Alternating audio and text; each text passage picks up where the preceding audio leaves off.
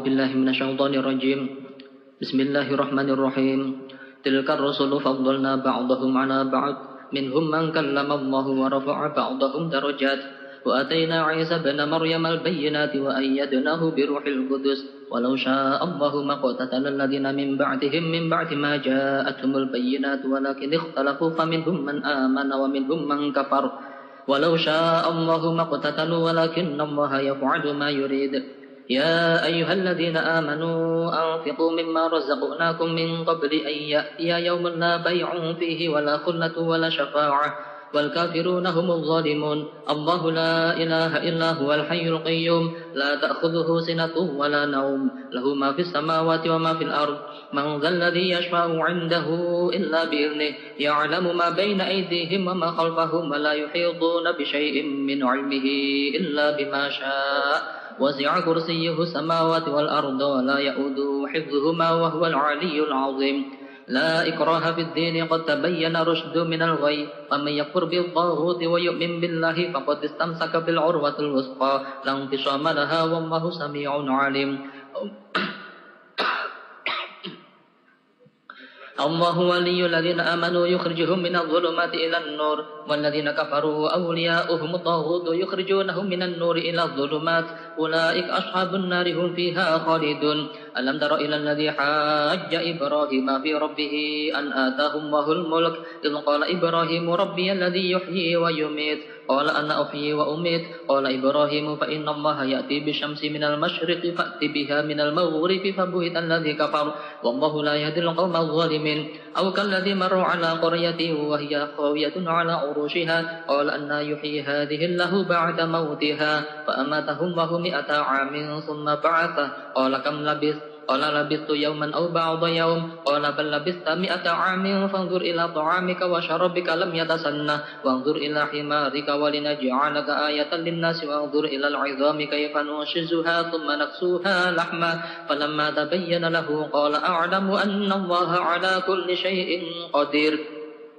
وإذ قال إبراهيم رب أرني كيف تحيي الموتى قال أولم تؤمن قال بلى ولكن ليطمئن قلبي قال فخذ 4 من الطير فصرهن إليك ثم اجعل على كل جبل منهن جزءا ثم ادعهن يأتينك سعيا واعلم أن الله عزيز حكيم مثل الذين ينفقون أموالهم في سبيل الله كمثل حبة أنبتت 7 سنابل في كل سنبلة 100 حبة والله يضاعف لمن يشاء والله واسع عليم الذين ينفقون أموالهم في سبيل الله ثم لا يتبعون ما أنفقوا منا ولا أذى لهم أجرهم عند ربهم ولا خوف عليهم ولا هم يحزنون قول معروف ومغفرة خير من صدقة يتبعها أذى والله غني حليم يا أيها الذين آمنوا لا تبطلوا صدقاتكم بالمن والأذى الذي ينفق ماله رئاء الناس ولا يؤمن بالله واليوم الآخر فمثله كمثل صفوان عليه تراب فأصابه وابل فتركه صلدا لا يقدرون على شيء مما كسبوا والله لا يهدي القوم الكافرين ومثل الذين ينفقون أموالهم ابتغاء مرضات الله وتثبيتا من أنفسهم كمثل جنة بربوة أصابها وابل فأتت أكلها ضعفين فإن لم يصبها وابل فضل والله بما تعملون بصير أيود أحدكم أن تكون له جنة من نخيل وعنب تجري من تحتها الأنهار له فيها من كل الثمرات وأصابه الكبر وله ذرية ضعفاء وأصابها إعصار فيه نهر فترقت كذلك يبين الله لكم الآيات لعلكم تتفكرون يا أيها الذين آمنوا أنفقوا من طيبات ما كسبتم مما أخرجنا لكم من الأرض ولا تيمموا الخبيث منه تنفقون ولستم بآخذيه إلا أن تغمضوا فيه واعلموا أن الله غني حميد الشيطان يعدكم الفقر يأمركم بالفحشاء والله يعدكم مغفرة منه وفضلا والله واسع عليم يؤتي الحكمة من يشاء ومن يؤت الحكمة فقد أوتي خيرا كثيرا وما يذكر إلا أولو الألباب وما أنفقتم من نفقة أو نذرتم من نذر فإن الله يعلم وما للظالمين من أنصار إن تبدوا الصدقات فنعما هي وإن تخفوها وتؤتوها الفقراء فهو خير لكم ويكفر عنكم من سيئاتكم والله بما تعملون خبير ليس عليك هداهم ولكن الله يهدي من يشاء وما تنفقوا من خير فلأنفسكم وما تنفقون إلا ابتغاء وجه الله وما تنفقوا من خير يوفى إليكم وأنتم لا تظلمون للفقراء الذين أسروا في سبيل الله لا يستطيعون ضربا في الأرض يحسبهم الجاهل أغنياء من التعفف تعرفهم بسيماهم لا يسألون الناس إلحافا وما تنفقوا من خير فإن الله به عليم الذين ينفقون أموالهم بالليل والنهار سرا وعلانية فلهم أجرهم عند ربهم ولا خوف عليهم ولا هم يحزنون الذين يأكلون الربا لا يقومون إلا كما يقوم الذي يتخبطه الشيطان من المس ذلك بأنهم قالوا إنما البيع مثل الربا وأحل الله البيع وحرم الربا ومن جاءه موعظة من ربه فانتهى فله ما سلف وأمره إلى الله ومن عاد فأولئك أصحاب النار هم فيها خالدون يمحق الله الربا ويربي الصدقات والله لا يحب كل كفار أثيم إن الذين آمنوا وعملوا الصالحات وأقاموا الصلاة وآتوا الزكاة لهم أجرهم عند ربهم ولا خوف عليهم ولا هم يحزنون يا أيها الذين آمنوا اتقوا الله وذروا ما بقي من الربا إن كنتم مؤمنين فإن لم تفعلوا فأذنوا بحرب من الله ورسوله وإن تبتم فلكم رؤوس أموالكم لا تظلمون ولا تظلمون وإن كان ذو عسرة فنظرة إلى ميسرة وأن تصدقوا خير لكم إن كنتم تعلمون واتقوا يوما ترجعون فيه إلى الله ثم توفى كل نفس ما كسبت وهم لا يظلمون يا أيها الذين آمنوا إذا تداينتم بدين إلى أجل مسمى فاكتبوه وليكتب بينكم كاتب بالعدل ولا يأبى كاتب أن يكتب كما علمه الله فليكتب وليمدل الذي عليه الحق وليتق الله ربه ولا يبخس منه شيئا فإن كان الذي عليه الحق سفيها أو ضعيفا أو لا يستطيع أن يمل هو فليمدل وليه بالعدل واستشهدوا شهيدين من رجالكم فإن لم يكونا رجلين فرجل وامرأتان ممن ترضون من الشهداء أن تضل إحداهما فتذكر إحداهما الأخرى ولا يأبى الشهداء إذا ما دعوا ولا تسأموا أن تكتبوه صغيرا أو كبيرا إلى أجله ذلكم أقسط عند الله وأقوم للشهادة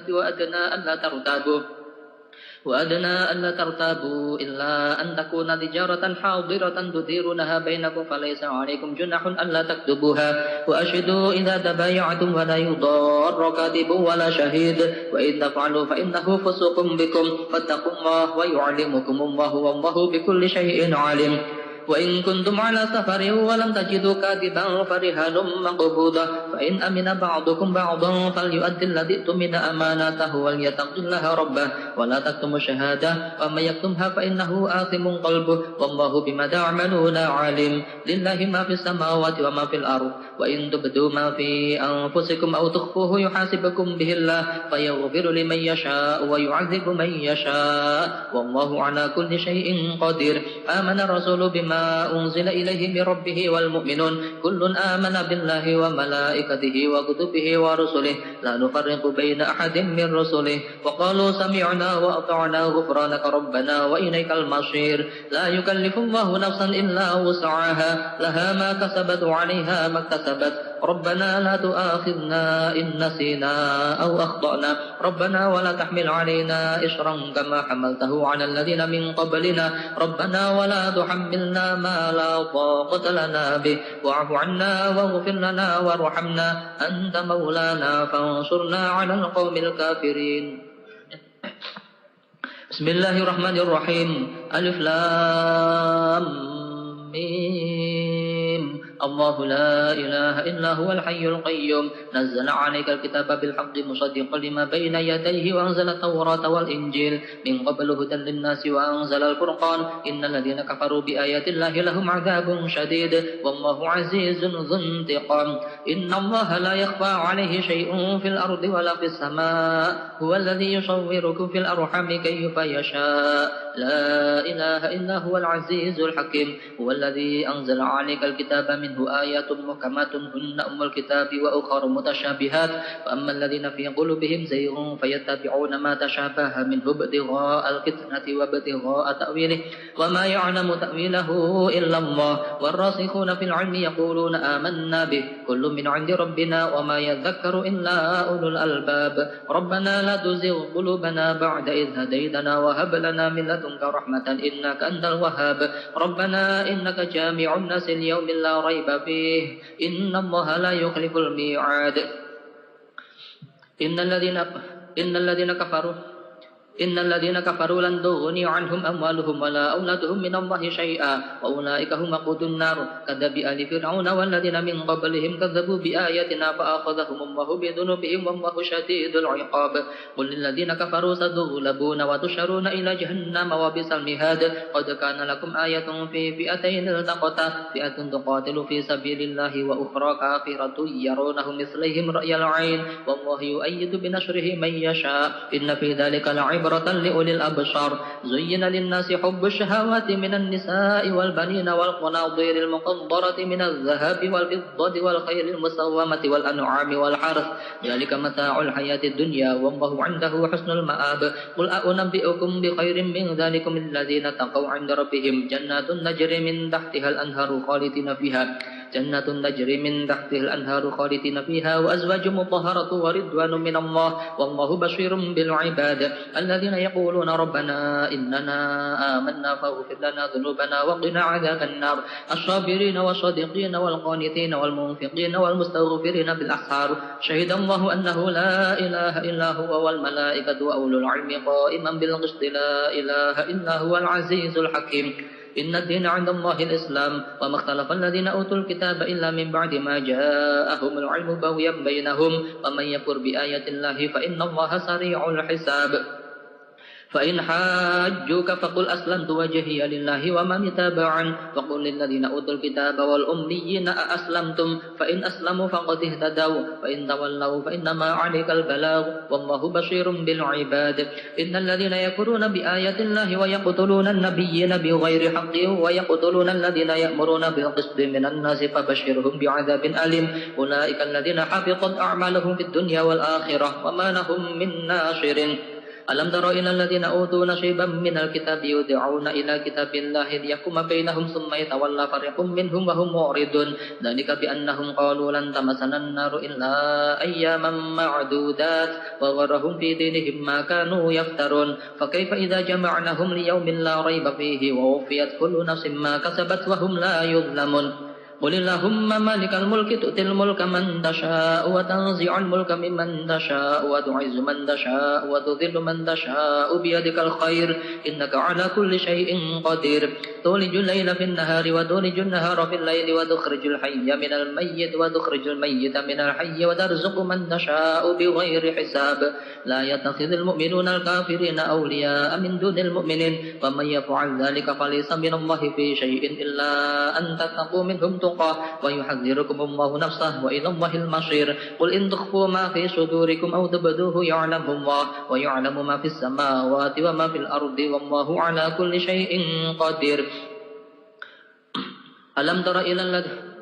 يوم تجد كل نفس ما عملت من خير محضرا وما عملت من سوء تود لو أن بينها وبينه أمدا بعيدا ويحذركم الله نفسه والله رؤوف بالعباد قل إن كنتم تحبون الله فاتبعوني يحببكم الله ويغفر لكم ذنوبكم والله غفور رحيم قل أطيعوا الله والرسول فإن تولوا فإن الله لا يحب الكافرين إن الله اصطفى آدم ونوحا وآل إبراهيم وآل عمران على العالمين ذرية بعضها من بعد والله سميع عليم إذ قالت امرأة عمران رب إني نذرت لك ما في بطني محررا فتقبل مني إنك أنت السميع العليم فلما وضعتها قالت رب إني وضعتها أنثى والله أعلم بما وضعت وليس الذكر كالأنثى وإني سميتها مريم وإني أعيذها بك وذريتها من الشيطان الرجيم فتقبلها ربها بقبول حسن وأنبتها نباتا حسنا وكفلها زكريا كلما دخل عليها زكريا المحراب وجد عندها رزقا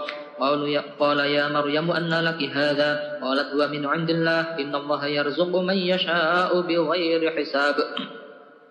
هنالك دعا زكريا ربه قال رب هب لي من لدنك ذرية طيبة إنك سميع الدعاء فنادته الملائكة وهو قائم يصلي في المحراب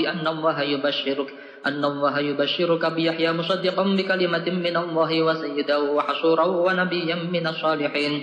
قال رب أنى يكون لي غلام وقد بلغني الكبر وامرأتي عاقر قال كذلك الله يفعل ما يشاء قال رب اجعلني آية قال آيتك ألا تكلم الناس 3 أيام إلا رمزا واذكر ربك كثيرا وسبح بالعشي والإبكار وإذ قالت الملائكة يا مريم إن الله اصطفاك وطهرك واصطفاك على نساء العالمين يا مريم اقنتي لربك واسجدي واركعي مع الراكعين ذلك من أنباء الغيب نوحيه إليك وما كنت لديهم إذ يلقون أقلامهم أيهم يقتل مريم وما كنت لديهم إذ يختصمون إذ قالت الملائكة يا مريم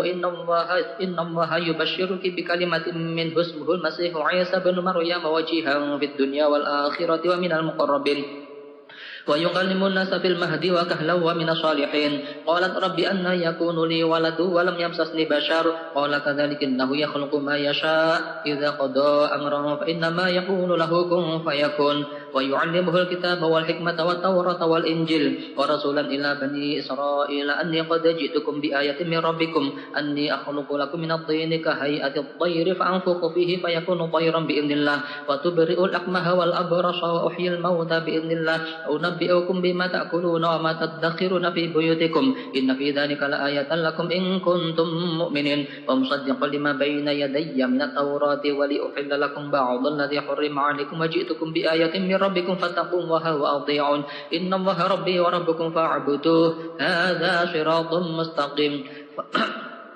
فلما أحس عيسى منهم الكفر قال من أنصاري إلى الله قال الحواريون نحن أنصار الله آمنا بالله واشهد بأننا مسلمون ربنا آمنا بما أنزلت واتبعنا الرسول فاكتبنا مع شاهدين ومكروا ومكر الله والله خير الماكرين إذ قال الله يا عيسى إني متوفيك ورافعك إلي ومطهرك من الذين كفروا وجاعل الذين اتبعوك فوق الذين كفروا إلى يوم القيامة ثم إلي مرجعكم فأحكم بينكم فيما كنتم فيه تختلفون فأما الذين كفروا فأعذبهم عذابا شديدا في الدنيا والآخرة وما لهم من ناصر وأما الذين آمنوا وعملوا الصالحات فيوفيهم أجورهم والله لا يحب الظالمين ذلك نتلوه عليك من الآيات وذكر الحكيم إن مثل عيسى عند الله كمثل آدم خلقه من تراب ثم قال له كن فيكون الحق من ربك فلا تكن من الممترين فمن حاجك فيه من بعد ما جاءك من العلم فقل تعالوا ندعو أبناءنا وأبناءكم ونساءنا ونساءكم وأنفسنا وأنفسكم ثم نبتهل فنجعل لعنة الله على الكاذبين إن هذا لهو القصص الحق وما من إله إلا الله وإن الله لهو العزيز الحكيم فإن تولوا فإن الله عليم بالمفسدين قل يا أهل الكتاب تعالوا إلى كلمة سواء بيننا وبينكم ألا نعبد إلا الله ولا نشرك به شيئا ولا يتخذ بعضنا بعضا أربابا من دون الله فإن تولوا فقولوا اشهدوا بأننا مسلمون يا أهل الكتاب لم تحاجون في إبراهيم وما أنزلت التوراة والإنجيل إلا من بعده أفلا تعقلون أنتم هؤلاء حاججتم فيما لكم به علم فلم تحاجون فيما ليس لكم به علم والله يعلم وأنتم لا تعلمون